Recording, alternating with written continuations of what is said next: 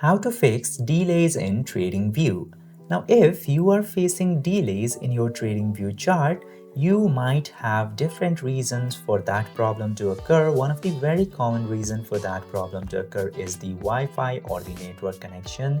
You just simply need to check out your network connection at very first, and if it is not working properly, contact your customer service.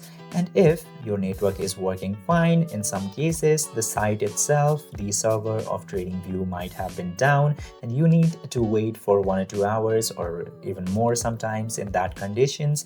Now, if even that is not issue, you should try closing your TradingView and reopening it, and that might fix your lag or delay.